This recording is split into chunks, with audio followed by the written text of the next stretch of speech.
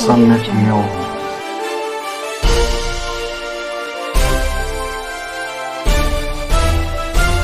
सम्यक न्यूज।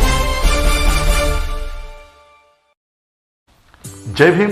सम्यक न्यूज लाईव्हच्या विशेष बातमीपत्रामध्ये मी विजय निलंगेकर आपलं स्वागत करतो। पाहूयात आजच्या सम्यक घडामोडी। सन्माननीय नेते माजी मुख्यमंत्री अशोकरावजी चव्हाण साहेबांनी ही मोठी जबाबदारी माझ्यावर सोपवलेली आहे, याची मला जाणीव आहे।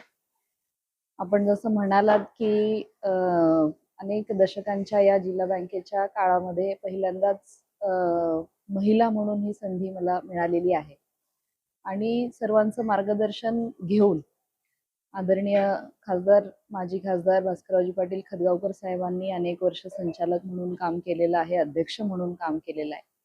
स्वतः चव्हाण साहेबांचं मार्गदर्शन आहे। प्रतापरावजी पाटील चिखलीकर साहेबांसारखे सिनियर संचालक आमच्या मंडळामध्ये आहेत आणि अनेक आमदारांचा यामध्ये समावेश आहे। त्यामुळे एक चांगली टीम ही अशोकरावजी चव्हाण साहेबांनी बँकेवर पाठवलेली आहे आणि या सर्व टीमच्या सहकार्याने चांगल्या पद्धतीचं काम होईल। आमचे CEO अजय कदम सर आहेत, त्यांचा दांडगा अनुभव या बँकेच्या प्रशासनामध्ये आहे।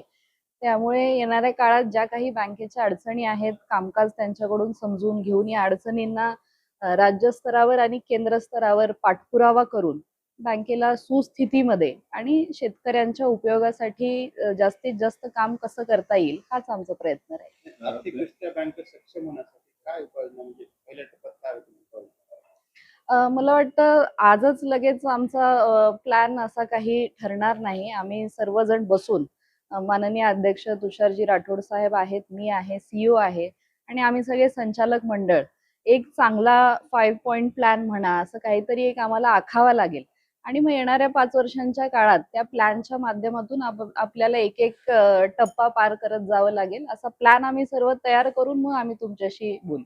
4 ते 5 साखर कारखाने असे आहेत त्यांच्याकडे जवळजवळ 100 कोटी रुपये त्यांच्याकडे ते बंद पडलेले कारण त्याच्यासाठी काय आहे का?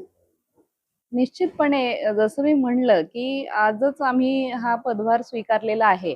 बसून आम्हाला चर्चा करावी लागेल। आज राज्यातलं सरकार आहे, केंद्रातलं सरकार आहे, महायुतीचं सरकार आहे। त्यामुळे आम्हाला जिथे आवश्यक आहे तिथे पाठपुरावा करून या रखडलेल्या प्रलंबित समस्या कशा सोडवायच्या आणि स्वतः अशोकरावजी चव्हाण साहेब आज राज्यसभेमध्ये खासदार आहेत, केंद्रामध्ये त्यांचं कॅबिनेटमध्ये सगळ्यांकडे चांगली पकड आहे। त्यामुळे या सगळ्या समस्या सोडवण्यामध्ये निश्चितपणे मदत होईल। पाहत रहा सम्यक न्यूज लाईव्ह। बातमी पाहण्यासाठी YouTube वर सबस्क्राईब करा।